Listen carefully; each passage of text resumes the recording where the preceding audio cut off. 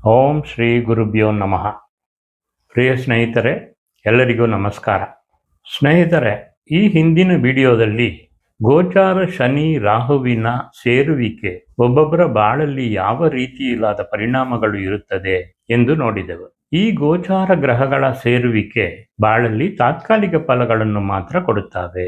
ಅವುಗಳ ದಶಾಭುಕ್ತಿ ನಡೆಯಲಿಲ್ಲವೆಂದರೆ ಫಲಗಳ ತೀವ್ರತೆ ಬಹಳ ಕಡಿಮೆ ಇರುತ್ತದೆ. ಆದರೆ ಜನನ ಜಾತಕದಲ್ಲಿರುವ ಗ್ರಹಗಳ ಸೇರುವಿಕೆ ಆ ಗ್ರಹಗಳ ಬಲ ಮತ್ತು ಬಲಹೀನಕ್ಕೆ ತಕ್ಕಂತದಾಗಿ ಒಬ್ಬೊಬ್ಬರಿಗೂ ಅವರವರ ಬಾಳಲ್ಲಿ ಫಲಗಳನ್ನು ಕೊಡುತ್ತಿರುತ್ತವೆ. ಫಲಗಳು ನಡೆಯುವ ಕಾಲ ಅಳತೆ ಅವುಗಳ ದಶಾಭುಕ್ತಿಗಳಿಗೆ ತಕ್ಕಂತದಾಗಿ ಇರುತ್ತದೆ. ಒಂದೊಂದು ಗ್ರಹದ ದಶಾಕಾಲ ನಡೆಯುವಾಗ ಎಲ್ಲ ಗ್ರಹಗಳ ಭುಕ್ತಿ ಕಾಲಗಳು ಬರುತ್ತವೆ. ಆ ಭುಕ್ತಿ ಕಾಲಗಳ ಅಳತೆಗೆ ತಕ್ಕ ಫಲಗಳು ನಡೆಯುತ್ತದೆ. ಜನನ ಜಾತಕದಲ್ಲಿರುವ ಗ್ರಹಗಳ ಸೇರುವಿಕೆ ಒಬ್ಬರ ಬಾಳಲ್ಲಿ ಅವನಿಗೆ ಏನೇನು ಕೊಡುಗೆಗಳು ಇದಾವೆ ಎನ್ನುವುದನ್ನು ಸ್ಪಷ್ಟವಾಗಿ ತಿಳಿಸುತ್ತವೆ. ಗೋಚಾರ ಗ್ರಹಗಳು ಈ ಸೇರುವಿಕೆಯ ಮೇಲೆ ಚಲಿಸುವಾಗ ಆ ಕೊಡುಗೆಯ ಫಲಗಳು ಜಾತಕನಿಗೆ ಆ ಸಂಚಾರ ಕಾಲ ಮುಗಿಯುವವರೆಗೆ ಸಿಗಬಹುದು. ಆದರೆ ಆ ಸೇರುವಿಕೆಯ ಗ್ರಹಗಳ ದಶಾಭುಕ್ತಿ ಕಾಲ ನಡೆಯುವಾಗ ಆ ಕೊಡುಗೆಯ ಫಲಗಳು ತೀವ್ರವಾಗಿ ನಡೆಯುತ್ತದೆ. ಈ ಸೂಕ್ಷ್ಮವನ್ನು ಯಾವಾಗಲೂ ನೆನಪಿಟ್ಟುಕೊಳ್ಳಿ. ಉದಾಹರಣೆಗೆ, ಗುರುವಿನ ದಶಾಕಾಲ 16 ವರ್ಷಗಳು. ಆದರೆ ಗುರು ಒಂದು ಗ್ರಹದ ಮೇಲೆ ಸಂಚಾರ ಮಾಡುವ ಕಾಲ ಕೆಲವು ತಿಂಗಳು ಮಾತ್ರ ಇರುತ್ತದೆ. ಅಂದರೆ ಗುರುವಿನ ಚಲನೆ 1 ಡಿಗ್ರಿಯನ್ನು ದಾಟಕ್ಕೆ 12 ದಿನಗಳು ಮಾತ್ರವೇ. ಒಂದು ರಾಶಿಯ 30 ಡಿಗ್ರಿಗಳನ್ನು ದಾಟುವುದಕ್ಕೆ ಹೆಚ್ಚು ಕಡಿಮೆ 360 ದಿನಗಳು ಆಗುತ್ತದೆ. ಅಂದರೆ 1 ವರ್ಷ ಆಗುತ್ತದೆ. ಈ ರೀತಿ ಜನನ ಜಾತಕದಲ್ಲಿರುವ ಗ್ರಹಗಳ ಸೇರುವಿಕೆಗಳ ಮೇಲೆ ಗೋಚಾರ ಗುರು ಚಲನೆ ಮಾಡುವಾಗ ನಾನು ಹಿಂದಿನ ವಿಡಿಯೋದಲ್ಲಿ ಹೇಳಿದ ಹಾಗೆ ಆ ಗ್ರಹಗಳ ದೀಪ್ತಾಂಶ ರೇಖೆಗಳ ಒಳಗೆ ಗುರು ಬರುವಾಗ ಗುರುವಿನ ಫಲ ಕೊಡುವ ಸಾಧ್ಯತೆ ಶುರುವಾಗುತ್ತದೆ. ಆಮೇಲೆ ಆ ದೀಪ್ತಾಂಶ ರೇಖೆಗಳನ್ನು ದಾಟುವವರೆಗೆ ಕೊಡುವ ಫಲಗಳು ಇರುತ್ತದೆ. ಈ ಫಲಗಳ ತೀವ್ರತೆ ಗ್ರಹಗಳ ಸೇರುವಿಕೆ ದೂರಗಳ ಪ್ರಕಾರ ಇರುತ್ತದೆ. ಎರಡು ಹತ್ತಿರ ಬರುವಾಗ ಫಲಗಳ ತೀವ್ರತೆ ಹೆಚ್ಚಾಗಿರುತ್ತದೆ. ಬಿಟ್ಟು ದೂರ ಹೋಗುವಾಗ ಕಡಿಮೆ ಆಗುತ್ತದೆ. ಈ ಕಾಲದಲ್ಲಿ ಸೇರುವಿಕೆಯಾಗಿರುವ ಗ್ರಹಗಳ ಮತ್ತು ಗುರುವಿನ ದಶಾಭುಕ್ತಿಗಳು ನಡೆಯುವಾಗ ಫಲಗಳು ಖಂಡಿತ ನಡೆಯುತ್ತದೆ. ಸ್ನೇಹಿತರೆ, ಗ್ರಹಗಳ ಸೇರುವಿಕೆ ಎನ್ನುವುದು ಬೇರೆ, ಗ್ರಹಗಳ ಸಂಬಂಧ ಎನ್ನುವುದು ಬೇರೆ. ಗ್ರಹಗಳ ಸಂಬಂಧ ಎನ್ನುವುದರಲ್ಲಿ ಹಲವಾರು ತರದ ಸಂಬಂಧಗಳು ಇರುತ್ತದೆ. ಅದರಲ್ಲಿ ಒಂದು ಸಂಬಂಧವಾಗಿ ಗ್ರಹ ಸೇರುವಿಕೆ ಇರುತ್ತದೆ. ಸಾಮಾನ್ಯವಾಗಿ ಒಂದು ಜನನ ಕಾಲದಲ್ಲಿ ಯಾವುದೇ ಒಂದು ರಾಶಿಯಲ್ಲಿ ಒಂದೇ ಒಂದು ಗ್ರಹವನ್ನು ಗುರುತಿಸಿದ್ದರೆ ಆ ಗ್ರಹಕ್ಕೆ ಬೇರೆ ಯಾವ ಗ್ರಹಗಳು ಸೇರುವಿಕೆ ಇಲ್ಲ ಅಂತ ಹೇಳಬಹುದು. ಆದರೆ ಕೆಲವು ರಾಶಿಗಳಲ್ಲಿ 2-3 ಗ್ರಹಗಳು ಇರುತ್ತವೆ. ಉದಾಹರಣೆಗೆ 30-3-2025 ಶನಿ, ರಾಹು, ಶುಕ್ರ, ಬುಧ, ಸೂರ್ಯ, ಚಂದ್ರ ಆದ 6 ಗ್ರಹಗಳ ಸೇರುವಿಕೆ ಮೀನರಾಶಿಯಲ್ಲಿ ನಡೆಯುತ್ತದೆ. ಈ ಸ್ಥಿತಿಗೆ ಗ್ರಹಗಳ ಸೇರುವಿಕೆ ಎಂದು ಹೇಳಲಾಗುತ್ತದೆ. ಈ ಸೇರುವಿಕೆಯನ್ನು ಅವು ಇರುವ ರೇಖಾಂಶಗಳನ್ನು ಇಟ್ಟು ನೋಡುವಾಗ ಶನಿ ಮತ್ತು ರಾಹು ಹತ್ತಿರದಲ್ಲಿ ಇರುತ್ತಾರೆ. ಶುಕ್ರ ಮತ್ತು ಬುಧ ರಾಹುವಿಗೆ ಹತ್ತಿರ ಇರುತ್ತಾರೆ.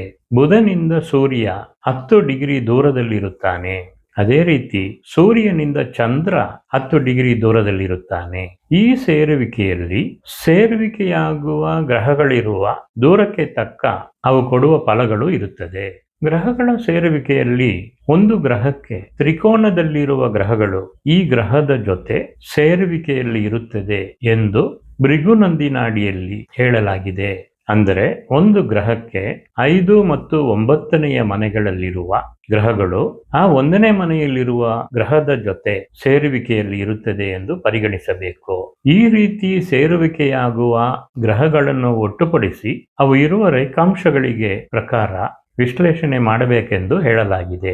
ಉದಾಹರಣೆಗೆ ಇಲ್ಲಿ ನೀವು ನೋಡುವ 15/6/2015 ಜಾತಕದಲ್ಲಿ ವೃಷಭ ರಾಶಿಯಲ್ಲಿ ಬುಧ, ಚಂದ್ರ, ಕುಜ, ಸೂರ್ಯನ ಸೇರುವಿಕೆ ಇರುತ್ತದೆ. ಕರ್ಕಾಟಕ ರಾಶಿಯಲ್ಲಿ ಶುಕ್ರ, ಗುರು, ಮತ್ತು ಕನ್ಯಾ ರಾಶಿಯಲ್ಲಿ ರಾಹು, ವೃಶ್ಚಿಕ ರಾಶಿಯಲ್ಲಿ ಶನಿ, ಮೀನ ರಾಶಿಯಲ್ಲಿ ಕೇತು ಸ್ಥಿತವಾಗಿರುತ್ತಾರೆ. ಬೃಹುನಾಡಿಯ ನಿಯಮಗಳ ಪ್ರಕಾರ ಕೇತು, ಶುಕ್ರ ಮತ್ತು ಶನಿ ತ್ರಿಕೋನದಲ್ಲಿ ಅಂದರೆ 1, 5, 9 ಸ್ಥಿತವಾಗಿರುತ್ತಾರೆ. ಆದ್ದರಿಂದ ಕೇತು, ಶುಕ್ರ, ಶನಿಯ ಸೇರುವಿಕೆ ಇದೆ ಎಂದು ಪರಿಗಣಿಸಿ ಫಲಗಳನ್ನು ನಿರ್ಧರಿಸಬೇಕು.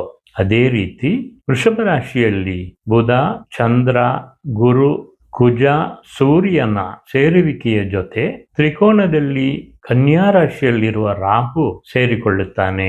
ಅಂದರೆ ಬುಧ, ಚಂದ್ರ, ಕುಜ, ಸೂರ್ಯ, ರಾಹು ಆದ 5 ಗ್ರಹಗಳ ಸೇರುವಿಕೆ ಇದೆ ಎಂದು ಪರಿಗಣಿಸಿ ಫಲಗಳನ್ನು ನಿರ್ಧರಿಸಬೇಕು. ಆದ್ದರಿಂದ ಒಂದು ಜಾತಕವನ್ನು ಪರಿಶೀಲನೆ ಮಾಡುವುದಕ್ಕೆ ಮುಂಚೆ ಗ್ರಹಗಳ ಸೇರುವಿಕೆಯನ್ನು ಗುರುತಿಸಿಕೊಳ್ಳಬೇಕು. ಗ್ರಹಗಳ ಸೇರುವಿಕೆಯ ಪರಿಣಾಮಗಳಿಂದ ಉಂಟಾಗುವ ಫಲಗಳನ್ನು ವಿಶ್ಲೇಷಣೆ ಮಾಡುವಾಗ ಸೇರುವಿಕೆಯಾಗಿರುವ ಗ್ರಹಗಳ ಕಾರಕತ್ವ ಗುಣಲಕ್ಷಣಗಳನ್ನು ತಿಳಿದುಕೊಂಡಿರಬೇಕು. ಉದಾಹರಣೆಗೆ, ಜನನ ಜಾತಕದಲ್ಲಿ ಸೂರ್ಯನ ಜೊತೆ ರಾಹುವಿನ ಸೇರುವಿಕೆ ಇದ್ದರೆ ಸೂರ್ಯ ಗುರುತಿಸುವ ತಂದೆಗೆ ಅಶುಭನಾದ ರಾಹುವಿನ ಸೇರುವಿಕೆ ಜಾತಕನ ತಂದೆಯವರಿಗೆ ಹಲವಾರು ಸಮಸ್ಯೆಗಳನ್ನು ಕೊಡುವಂತದಾಗಿರುತ್ತದೆ. ತಂದೆಗೆ ರೋಗಗಳನ್ನು ಕೊಡುತ್ತದೆ. ವಿಷಗಳಿಂದ ಅಪಾಯ ಉಂಟಾಗುವ ಸ್ಥಿತಿ, ದುಷ್ಟರ ಜೊತೆ ಸಹವಾಸ ಉಂಟಾಗುತ್ತದೆ. ಕಾನೂನಿಗೆ ವಿರುದ್ಧವಾಗಿದ್ದ ಕೆಲಸಗಳನ್ನು ಮಾಡುವುದು, ಗ್ಯಾಂಗ್ ಲೀಡರ್ ತರ ಅಥವಾ ಸರ್ವಾಧಿಕಾರಿಯಾಗಿ ನಡೆದುಕೊಳ್ಳುವುದು, ಲೈಂಗಿಕ ವಿಷಯಗಳಲ್ಲಿ ಹೆಚ್ಚಿನ ಆಸಕ್ತಿ ಇರುವುದು, ಕಣ್ಣಿನ ದೃಷ್ಟಿಯಲ್ಲಿ ಕೊರತೆ, ರಾಜಕೀಯದಲ್ಲಿರುವುದು ಎನ್ನುವ ಫಲಗಳನ್ನು ಅನುಭವಿಸುತ್ತಾರೆ. ಸೂರ್ಯನ ಜೊತೆ ರಾಹುವಿನ ಸೇರುವಿಕೆ ಜಾತಕನಿಗೆ ಸಂತಾನೋತ್ಪತ್ತಿ ಕೋಶಗಳ ಸಮಸ್ಯೆ ಇರುತ್ತದೆ. ಉಚ್ಚ ಸ್ಥಾನ ಮತ್ತು ಗೌರವಕ್ಕಾಗಿ ಕಾನೂನಿಗೆ ವಿರುದ್ಧವಾದ ನಡವಳಿಕೆಗಳಲ್ಲಿ ಒಳಗೊಳ್ಳುವಿಕೆಯಾಗುತ್ತಾರೆ. ಕಚೇರಿ ನಿರ್ವಹಣೆಯಲ್ಲಿ ಸಮಸ್ಯೆಗಳು ಉಂಟಾಗುತ್ತದೆ. ಮೇಲಧಿಕಾರಿಯ ತೊಂದರೆ ಹೆಚ್ಚಾಗುತ್ತದೆ. ಶುಭ ಸಂಬಂಧ ಇದ್ದರೆ ಹೆಚ್ಚಿನ ಆದಾಯಗಳು ಇರುತ್ತದೆ. ಉನ್ನತ ಸ್ಥಾನ, ಅಧಿಕಾರ, ಆದಾಯ ಸಿಕ್ಕುವ ಸಾಧ್ಯತೆ ಉಂಟಾಗುತ್ತದೆ. ಸೂರ್ಯದಶ ರಾಹುಭುಕ್ತಿ ಅಥವಾ ರಾಹುದಶ ಸೂರ್ಯಭುಕ್ತಿಯಲ್ಲಿ ಈ ಸೇರುವಿಕೆಯ ಫಲಗಳು ನಡೆಯುತ್ತದೆ. ಈ ಸೇರುವಿಕೆ ಗುರುವಿನ ಮನೆಯಲ್ಲಿರುವುದು ಅಥವಾ ಗುರುವಿನ ನಕ್ಷತ್ರಗಳಲ್ಲಿರುವುದು ಅಥವಾ ಗುರು, ಶುಕ್ರ, ಹುಣ್ಣಿಮೆ, ಚಂದ್ರನ ದೃಷ್ಟಿಯಲ್ಲಿರುವುದು, ಶುಭ ಸಂಬಂಧದಲ್ಲಿರುವುದು ಎಂದು ಇದ್ದರೆ ಇಲ್ಲಿ ಹೇಳಿದ್ದ ಫಲಗಳಲ್ಲಿ ಸಕಾರಾತ್ಮಕ ಫಲಗಳು ಖಂಡಿತ ನಡೆಯುತ್ತದೆ.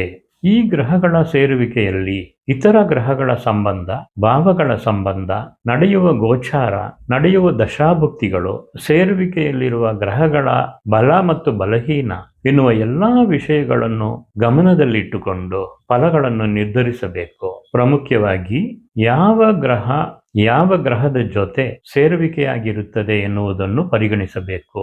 ಸ್ನೇಹಿತರೆ, ಇನ್ನು ಮುಂದಿನ ಭಾಗದಲ್ಲಿ ಇತರ ಗ್ರಹಗಳ ಸೇರುವಿಕೆಯ ಇನ್ನಷ್ಟು ಸೂಕ್ಷ್ಮಗಳ ಬಗ್ಗೆ ತಿಳಿದುಕೊಳ್ಳೋಣ. ಈ ವಿಡಿಯೋವನ್ನು ಇಲ್ಲಿಯವರೆಗೆ ನೋಡಿದ್ದಕ್ಕೆ ಧನ್ಯವಾದಗಳು. ಈ ವಿಡಿಯೋ ನಿಮಗೆ ಇಷ್ಟವಾಗಿದ್ದರೆ ಲೈಕ್ ಬಟನ್ ಒತ್ತಿ ನನ್ನ ಈ ಚಾನಲಿಗೆ ಸಬ್ಸ್ಕ್ರೈಬ್ ಮಾಡಿ. ಈ ಲಿಂಕನ್ನು ನಿಮ್ಮ ಸ್ನೇಹಿತರುಗಳಿಗೆಲ್ಲ ಕಳಿಸಿ. ಎಲ್ಲರಿಗೂ ಉಪಯೋಗವಾಗಲಿ. ಎಲ್ಲರಿಗೂ ಶುಭವಾಗಲಿ. ನಮಸ್ಕಾರ. ಸರ್ವೇ ಜನ ಸುಖಿನೋ ಭವಂತು.